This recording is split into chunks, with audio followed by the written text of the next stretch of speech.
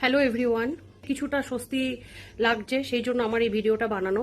আপনারা সবাই জানেন যে লাস্ট অব্দি একজন অ্যারেস্ট হলো, আর বাকিরা কোথায়? আর বাকিরাও যেন অ্যারেস্ট হয় এবং আমাদের তিলোত্তমা যেন সুবিচার পায়।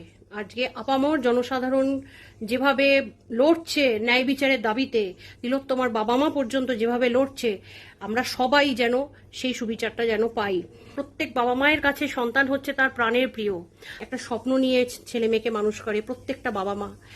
আর তারপরে যদি সেই সন্তানের এইরকম পরিণতি হয়, এটা মানে নক্করজনক ঘটনা। যে কোনো সন্তান যখন নিজের পায়ে দাঁড়িয়ে তার বাবা মায়ের জন্য যদি একটা সামান্য চকলেটও এনে দেয়, সেটাই কিন্তু বাবা মায়ের কাছে একটা মানে সেরা গিফট হয়, সেখানে পয়সাটা কোনো ম্যাটারই করে না, তাই না? তো এই স্বপ্নটা দেখেই তো বাবা মা বড় করে। আজকে আমিও কিন্তু দুই ছেলে মেয়ের মা, আমিও কিন্তু সেই স্বপ্ন দেখেই দুই সন্তানকে আমার বড় করছি। আর যেমন আমার মেয়ে রিসেন্টলি একটা ফ্ল্যাট কিনেছে আমার আর ওর বাবার জন্য, আমাদেরকে গিফট করলো। মানে এটা আমাদের পরম পাওয়া লাগছে।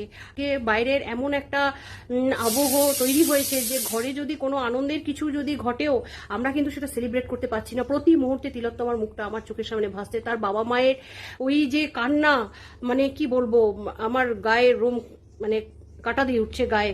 যে আমরা কোনো কিছুই কিন্তু এতটাই ব্যথিত, আমরা মানে কোনো কিছুই আমরা আজকে নিজেদের মধ্যে কিন্তু কেউ নেই। সবার একটাই দাবি যে তিলোত্তমা যেন আমাদের সুবিচার পায়।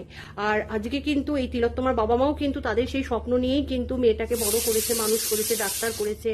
তার বিনিময়ে তারা কি পেল? এটা তো কোনো বাবা মায়েরই কাম্য নয়, তাই না? মানে যতদিন আমাদের তিলোত্তমা না প্রপার জাস্টিস পাচ্ছে, ততদিন আমাদের এই আন্দোলন কিন্তু বজায় থাকবে, যাতে আমাদের সমাজের প্রত্যেকটা ছেলে মেয়ে যেন সুস্থভাবে মাথা উঁচু করে বাঁচতে পারে, আর প্রত্যেকটা বাবা মা যেন একটু শান্তিতে থাকতে পারে। I want justice, we want justice. আর আপনারা সকলে ভালো থাকবেন, সেফ থাকবেন।